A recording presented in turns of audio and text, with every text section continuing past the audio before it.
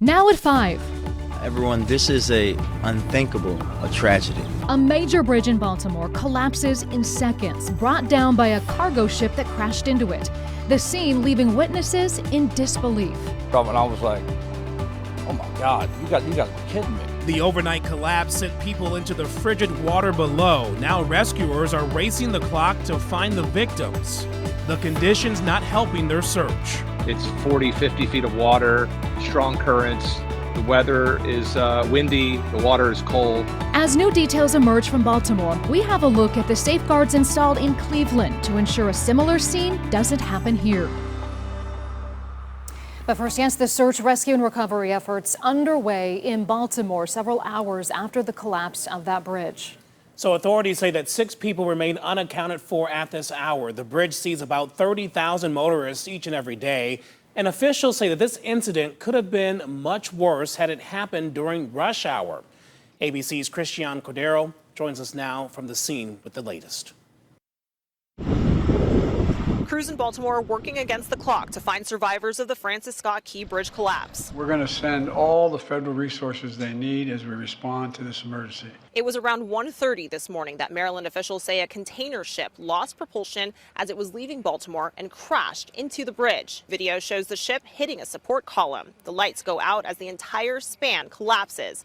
Seconds before impact, that same footage appears to show vehicles crossing. We're going to be working closely with the National Transportation Safety Board as they lead their independent investigation and with the Coast Guard as they continue operations in the water. The pilots reportedly warned the Maryland Department of Transportation that vessel could crash before it made impact. Maryland officials say the pilot's mayday call prompted the bridge to shut down to traffic, potentially saving lives. No drivers were traveling on the span at the time, but there were construction vehicles and workers on it. The crew that was out there working was basically repairing potholes. Just so you understand, that had nothing to do with a structural issue.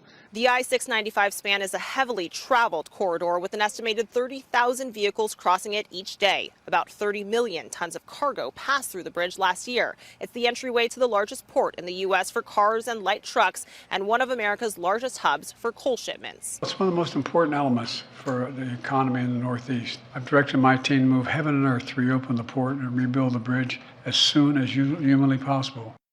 Authorities say there is no credible evidence the incident was an act of terror. Christian Cordero, ABC News, Baltimore.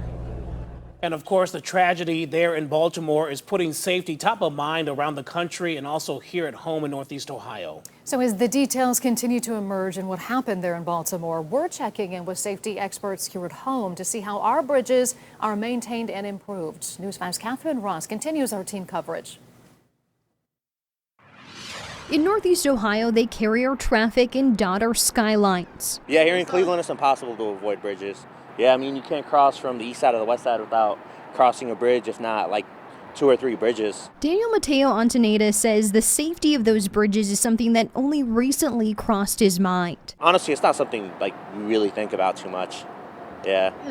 But now that this happened, I mean, obviously. Early Tuesday in Baltimore, a major bridge collapsed after a large container ship collided with it. It was one of the first things we discussed with our bridge supervisors here at the garage this morning, just how bad it really is. Cuyahoga County engineer Dave Ray tells us inspecting and maintaining more than 200 bridges is a full-time job for his department. Anything that they're rating on decks, the structure, all the way down to the paint, anything and everything really. 4 inspectors and several supervisors are checking all of the county's bridges for safety a minimum of every 2 years, usually sooner.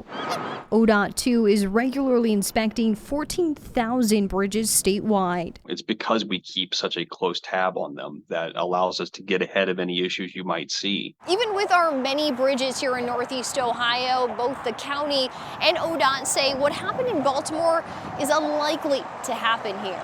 The ship size that's coming up the Cuyahoga River, the speed that is coming up the Cuyahoga River will be very low, very small relative to what we're seeing in Baltimore. Under the county's purview, the Harvard-Denison Bridge is the closest to any shipping channels, but Ray says large vessels don't come this far upstream. Even so, safety experts here in Ohio and around the country tell us they keep a close eye on details coming out of disasters like the one in Baltimore, so they can take away any safety lessons to be learned.